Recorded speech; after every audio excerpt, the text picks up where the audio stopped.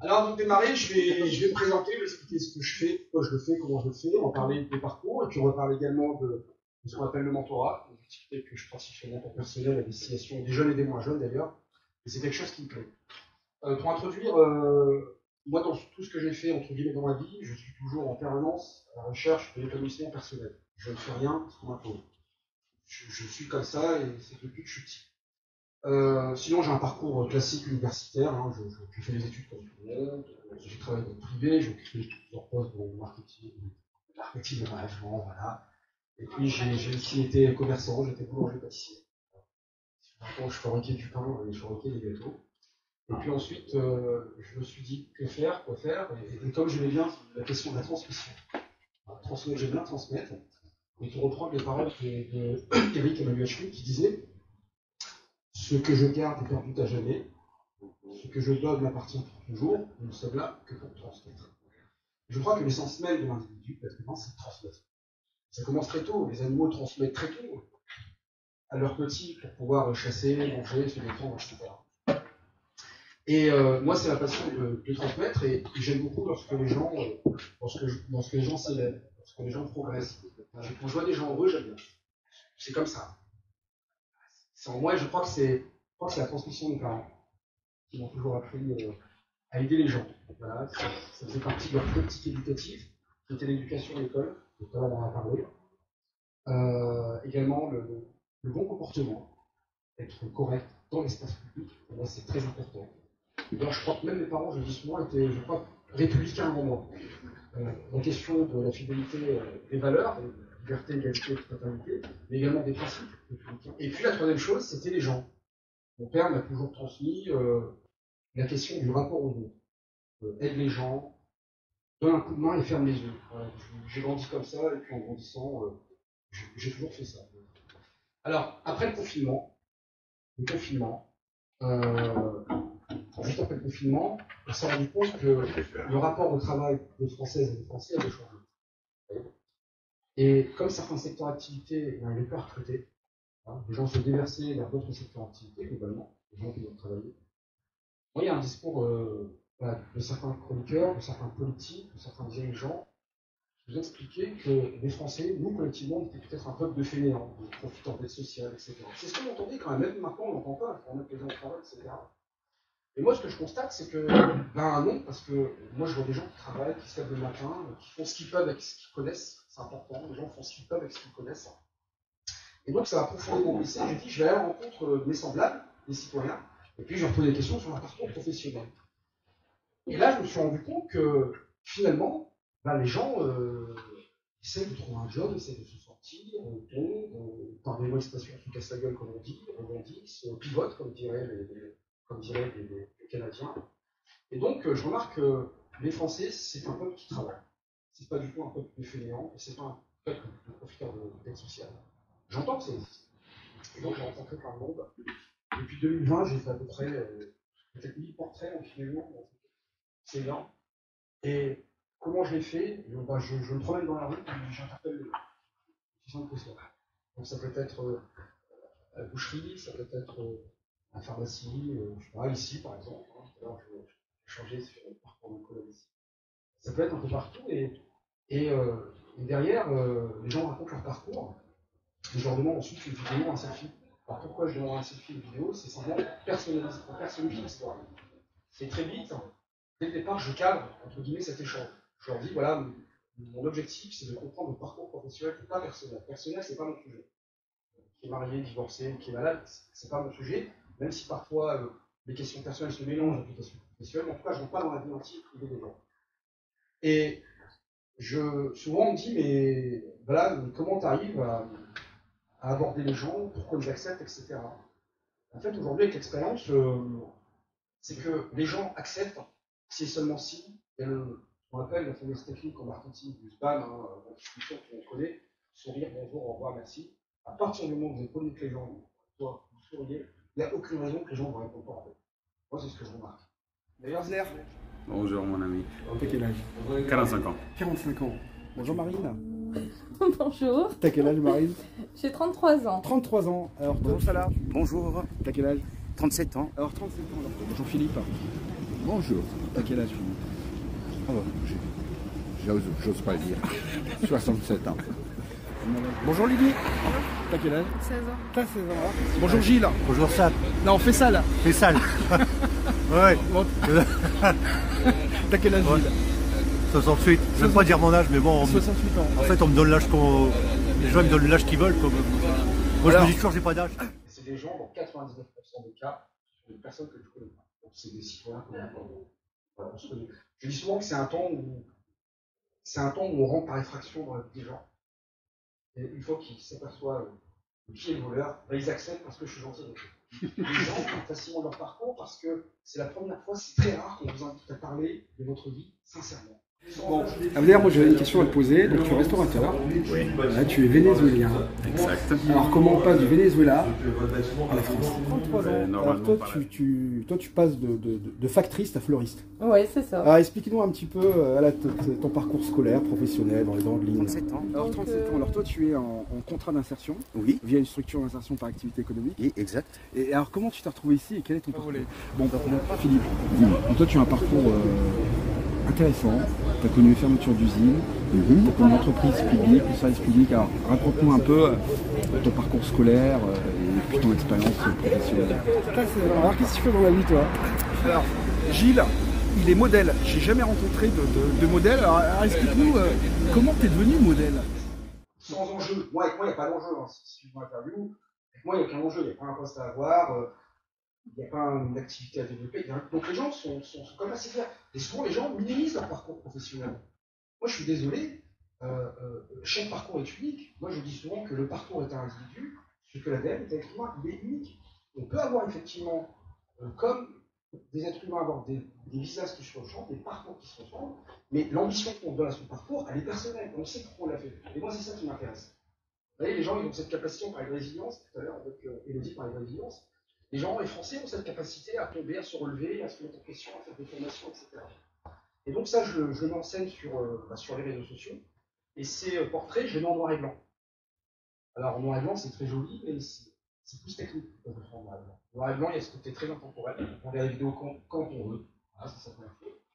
Et la deuxième chose, ça permet aussi d'atténuer quelques défauts que les gens peuvent avoir sur le visage. Vous voyez, on est mal fait, une oreille un peu trop longue. Sur les réseaux sociaux, on se moque beaucoup des gens. Et je m'étais dit, si jamais on se moque des gens, j'arrive. Parce que, bah oui, les gens ne vont pas subir les attaques de certains harceleurs sur les réseaux sociaux. Et donc, j'ai jamais eu chacun à sa place dans la société. Et moi, c'est ça que j'essaye de montrer. Aujourd'hui, je crois qu'on pervertit un petit peu la question de la réussite professionnelle des parcours. C'est qu'aujourd'hui, si on n'est pas, je vous le disais, si on n'est pas footballeur, ou si on n'est pas avocat ou notaire ou je ne sais quoi, on va être considéré comme quelqu'un qui n'a pas réussi sa vie. D'ailleurs, vous avez, je ne sais plus si vous vous souvenez, l'ancien publicitaire Oui, la Rolex. qui a dit, à 50 ans, t'as pas une Rolex, c'est que t'as raté ta vie. Mais ça existe toujours symboliquement dans la tête des gens. Et on voit même dans les terminologies des classes populaires, on ne sait pas très bien le définir finalement. On appelle ça la France d'en bas, descendant, la France des villages, alors que moi je considère que chacune et chacun d'entre nous, on fait tous partie de notre communauté nationale, et on n'a pas à fracturer les gens. Et moi j'essaie à travers ces parcours de montrer que finalement, chacun a sa place dans la société, et chacun mérite d'avoir la considération qu'il mérite. Et on est tous méritants. Et c'est pas parce qu'on n'a pas fait l'ENA, qu'on n'a pas fait Sciences Po, ou l'EDEC, ou HEC, etc., qu'on a raté sa vie. Et moi ça devient de plus en plus insupportable. Je vous garantis, et c'est très français d'ailleurs, quand vous ouvrez le journal, un ministre, peu importe, un ministre chez entreprise, dès qu'il quitte son entreprise, dès qu'il accède à un poste, tout de suite on met son parcours, l'école. On met l'école. Il a fait l'ENA, il a fait Sciences Po, il a fait HEC, etc.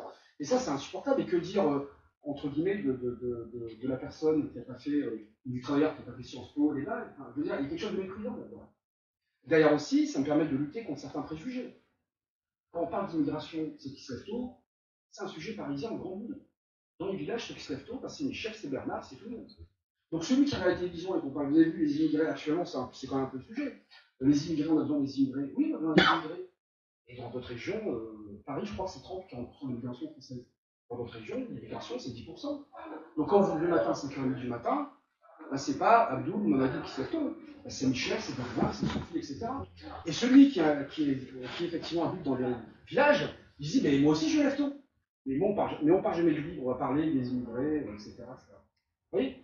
Et ça moi, c'est des choses qui me posent un problème. J'ai rencontré également à 5 h du matin des travailleurs en situation de handicap qui font partie des ESAF, vous savez, c'est des établissements qui traitent la question du handicap, qui travaillent en milieu ordinaire, qui travaillent sur une chaîne de production, mais qui se lèvent à 5 h du matin, prendre le train et aller bosser sur une chaîne de production. On ne parle jamais de ces gens-là. Ce que je dis simplement, c'est que, à force de catégoriser les gens, on fracture la société. Je crois que souvent on parle de l'immigration, celles qui se lèvent tôt le matin pour aller travailler. J'ai dit également que c'est un sujet typiquement parisien. J'ai dit également que dans d'autres régions, on ne retrouve pas des Mamadou et des Karim le matin. On va retrouver des Michel, des Bernard, des Sophie, de tout ce que vous voulez. Et je dis qu'il faut arrêter de catégoriser les gens, soit en fonction de leur couleur de peau, leur statut administratif ou de leur classe sociale, etc. C'est ça ce que je dis. Et donc voilà, je mets en scène effectivement ces petits reportages de 2-3 minutes. Et ce qui est intéressant, c'est que les gens qui me font l'honneur d'être en photo ou en vidéo, c'est qu'ils me demandent à leur tour leur vidéo. Ils me demandent est-ce que je peux avoir la vidéo. Et lorsque je leur envoie la vidéo via WhatsApp spécialement, ils la montrent à leurs enfants, à leurs parents, à leurs amis. Et ça les rend fiers. Moi, certains m'ont déjà dit j'ai montré ma vidéo à mes enfants, ils sont super contents. J'ai montré, ça m'a permis de donner de mes nouvelles à des gens que j'ai connus depuis très longtemps. Donc c'est aussi une forme de mini curriculum, de CV, des histoires de la vie, voilà, un mini CV, entre guillemets, qui permet aussi de valoriser les gens. Et je crois que les gens, moi je me rends compte qu'ils sont, en France, globalement, on a un manque de reconnaissance des citoyens. Les gens en font partie. Vous avez le chic de trouver des bons profils. Je dis, ben non, vous n'avez pas le chic, c'est que c'est simple. Je demande simplement aux gens de raconter leur histoire, et ce sont des gens de votre quotidien. C'est votre voisin, c'est le voisinier, c'est le facteur, c'est ceux qui vous distribuent les journaux. D'ailleurs, une fois, j'ai rencontré un couple, donc un papa et sa fille, et je devais interpeller comme je fais d'habitude.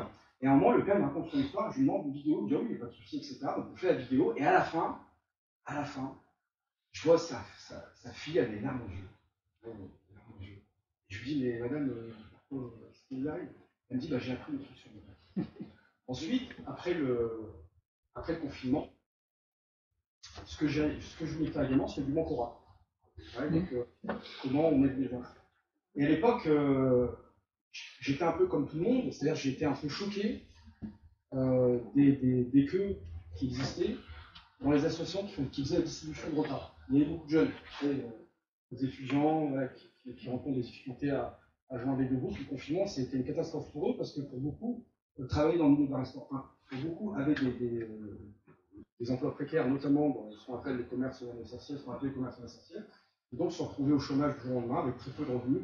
Donc, ils étaient obligés de se fréquenter, les associations de distribution de colis alimentaires. Et puis, en parallèle, vous aviez le gouvernement qui a mis en place le dispositif Un jeune, une solution.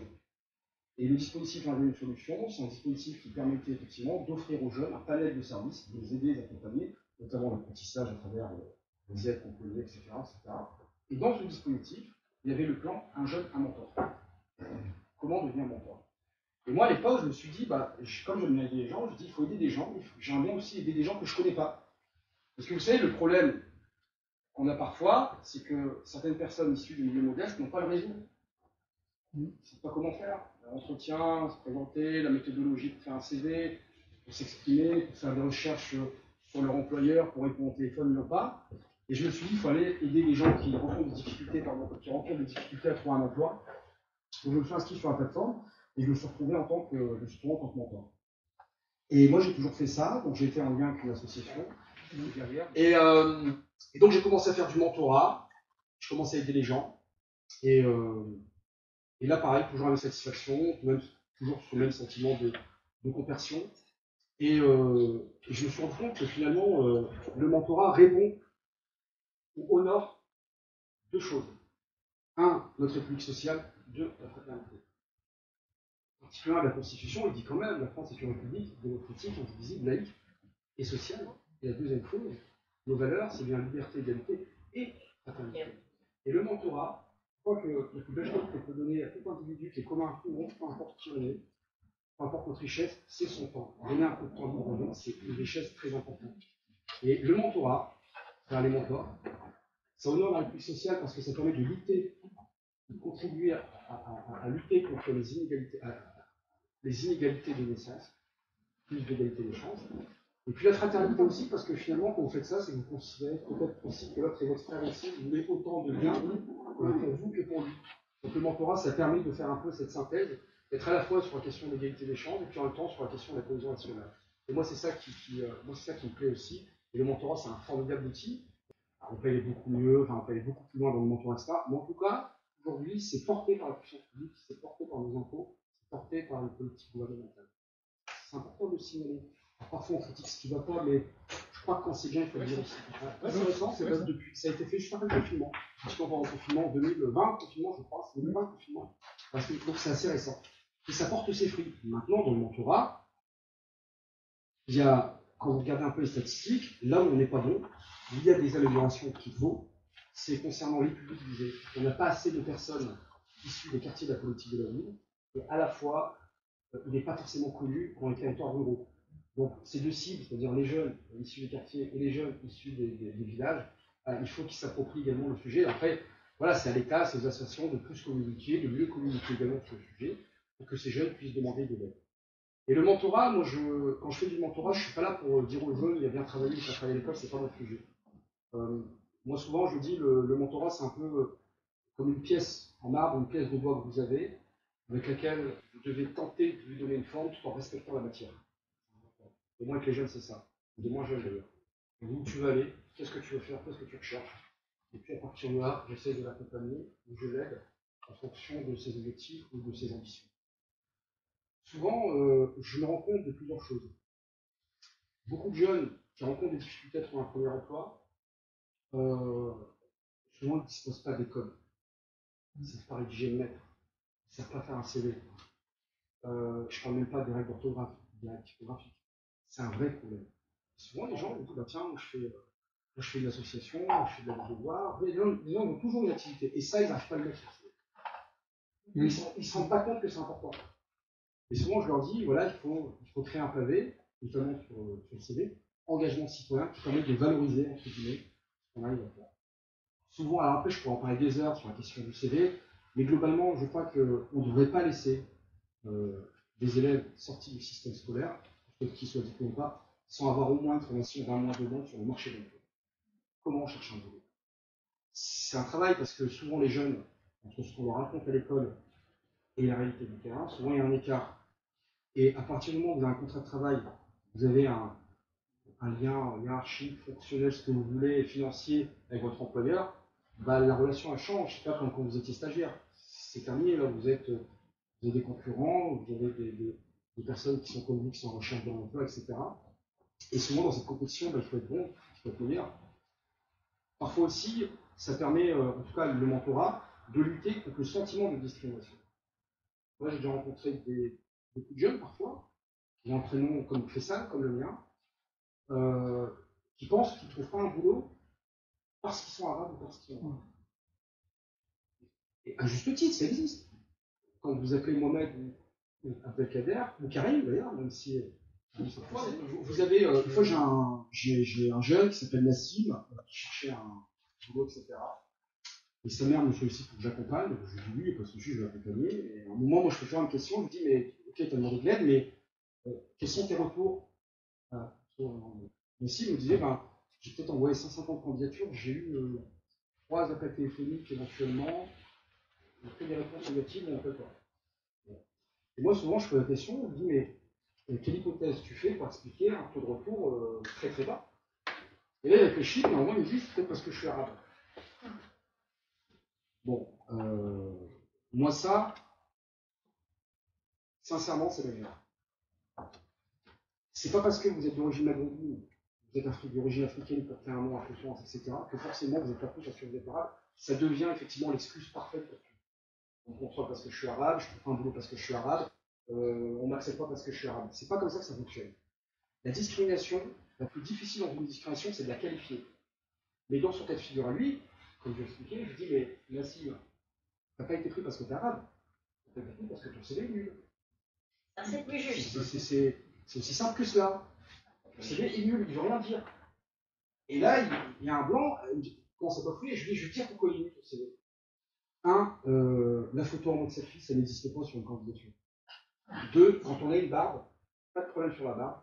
il faut la tailler. C'est pas une barbe en forme vous savez, une barbe, j'ai l'impression que c'est un rosier qu'on a sur voilà, une barbe de Carfouras. Non mais une barbe, non mais effectivement une barbe, ça se trouve. Moi j'ai une barbe, je la taille, je la rase.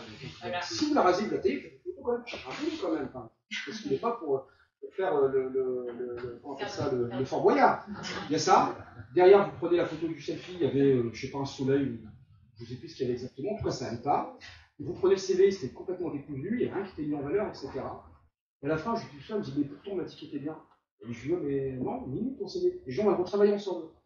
Premier point, voilà, engagement citoyen, les compétences et tout, etc. Très bien, tu fais une photo correcte, une petite chemise, c'est facile aujourd'hui avec les photos. Et donc à la fin, il a fait son CV, il l'a cherché.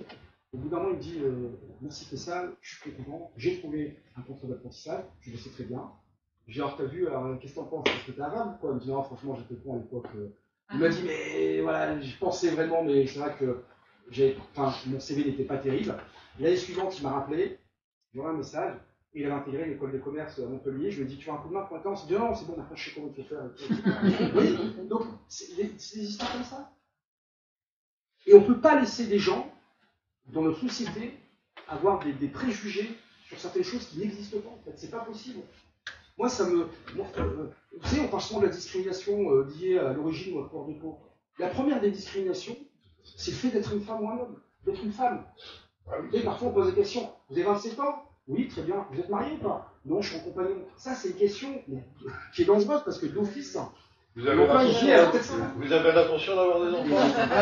Non, maintenant, maintenant, on pose des questions. Ils n'ont pas le droit de demander ça. Non, maintenant, on pose des questions de façon beaucoup plus vicieuse que ça. Oui, mais, vous voyez, le fait d'être handicapé, la personne en situation de handicap, parce que les handicapés, c'est toute l'année qu'ils sont discriminés. Là, c'est zéro chance. Moi, je l'ai rencontré encore hier dans le train. C'est une catastrophe. Une fois, j'ai rencontré le pauvre, depuis qu'il est petit, on me dit fais des efforts, fais des efforts, fais des efforts. Il fait des efforts, il me l'a raconté. Il me dit on m'a dit de faire les formations, je fais les formations, j'ai fait des stages, etc. J'ai 35 ans, là j'ai pas de job. Et il me dit je m'en fous de la hache. J'en ai tiré de la hache. Moi, ce que je veux, c'est les interactions sociales. C'est avoir un collègue, faire la bise à ma collègue, c'est serrer la main de mon associé dans l'entreprise. C'est manger à la cantine, c'est boire un café après le boulot le vendredi, c'est fêter le retour, un début. C'est ça qu'il veut. C'est pas autre chose. C'est qu'en fait, le mentorat, c'est un support émotionnel. La personne se sent rassurée qu'une personne la valorise. Quand on dit ensuite, il y a une deuxième phase, quand on commence à avoir des entretiens. Et là, le gros problème, c'est qu'on se rend compte que beaucoup de nos jeunes n'ont pas les codes. S'exprimer, pour parler, poser des questions, etc. Vous savez, l'entretien, souvent, on est capable d'anticiper les questions du recruteur, et le recruteur est capable d'anticiper les questions du candidat. Et souvent, on a du mal avec les questions du type tiens, quelles sont vos qualités, quels sont vos défauts? C'est quand même fondamental dans la vie. Oui. Voilà. C'est fondamental le travail. Moi, je connais personne qui se réjouit d'être au chômage. Ça existe dans le débat. Voilà. À la télé, ça existe. Quelqu'un qui est célibataire, qui gagne 600 balles par mois au RSA, donc c'est 250 balles d'APL, je peux vous garantir que quand vous rentrez en détail, vous dites tiens, alors quand vous le voyez, vous dites je suis content, je travaille pas, je profite. Quand vous creusez en détail, le reste à charge, c'est 150 balles par an, par mois, pour bouffer, pour manger. Vous divisez par 31. Voilà. Les gens voilà. Quelqu'un qui vous dit je profite du système et je suis au RSA, c'est quelqu'un que vous avez perdu. Il est perdu. Même s'il a l'air structuré, tout ce que vous voulez, etc. La majorité des gens qui ne gagnent pas assez d'argent, voilà, ils galèrent pour manger. Il n'y a personne qui profite du système. Alors après, oui. Moi, je sais pas. Ce n'est que personnel. J'ai jamais rencontré quelqu'un qui me dise en face, moi je ne fais rien et je vis avec le RSA. Par contre, j'en ai rencontré beaucoup qui disent, oui mais moi j'en connais.